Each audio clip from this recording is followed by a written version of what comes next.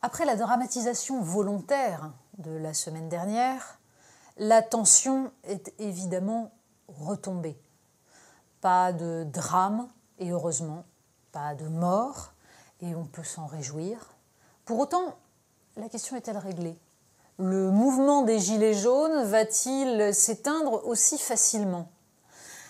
Rien n'est moins sûr, car les problèmes, malgré tout, les problèmes de fond, restent posés. Alors, l'idée qui surgit un peu partout, notamment chez les commentateurs habitués, c'est d'expliquer qu'il faut que les Gilets jaunes se constituent en parti.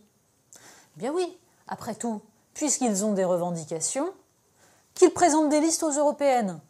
Certains, d'ailleurs, soulignent à quel point l'une des rares figures qui fasse l'unanimité auprès des Gilets jaunes, c'est Coluche.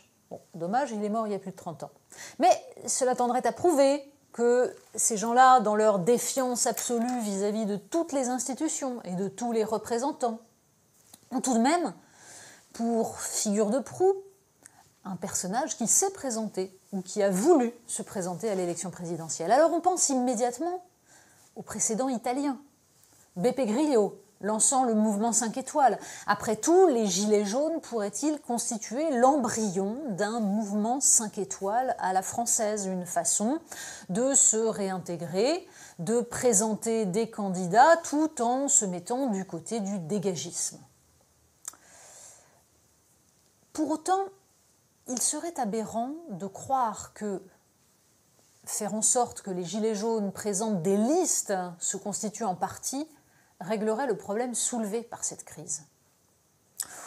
D'abord, tout le monde aura noté la différence majeure entre les revendications des uns et des autres, ce que suffisamment de représentants politiques ou de commentateurs ont qualifié d'incohérence, de total manque de concertation ou de logique. Tout ça était la preuve que les Gilets jaunes, finalement, n'étaient qu'un ramassis d'impulsifs réclamant des choses impossibles. Au contraire, il était de bon ton de se gausser du fait qu'il serait impossible de traduire cela en un véritable programme. Conclusion, allez-y, présentez-vous et vous vous planterez. Et c'en sera fini de cette méchante crise qui a fait si peur à tout le monde. Mais le problème ne doit pas se poser dans ces termes. Ce qu'a soulevé la crise des Gilets jaunes, c'est une faille démocratique. C'est une question de représentation qui est amplifiée par les distorsions de la Ve République, même si le problème, en fait, se pose partout ailleurs, dans les pays occidentaux. Le mouvement des Gilets jaunes, c'est la traduction française de ces mouvements de colère qui, ailleurs, peuvent s'exprimer dans les votes, alors que notre scrutin majoritaire et notre Ve République, qui légitime des institutions et une représentation qui n'est pas forcément totalement en phase avec le pays, empêche tout cela de surgir à l'Assemblée nationale. Si nous n'avions pas eu la Ve République, Emmanuel Macron ne serait pas au pouvoir actuellement. Donc, cette crise-là ne s'effacera pas, même si l'on constitue un parti des Gilets jaunes, bien au contraire. En fait, cette crise ne s'effacera pas tant que cette question démocratique ne sera pas posée au grand jour. Il est d'ailleurs absolument effarant de constater à quel point les différents partis politiques, à quel point les soutiens notamment du macronisme tendent à qualifier ceux qui essayent de poser ces problèmes au grand jour de souverainistes, de populistes. Il y a là une révélation de ce qui ne colle pas dans le système politique. La question de la souveraineté du peuple est au cœur de cette crise des Gilets jaunes. Ils sont ceux qui disent à un moment « nous sommes citoyens, mais nous ne sommes pas traités comme tels ». Nous demandons que la démocratie fonctionne et que notre volonté soit prise en compte. Ils ne représentent pas un parti ou un autre. Ils ne représentent pas une frange de la société française. Bien sûr, ils ne sont pas la totalité du peuple français.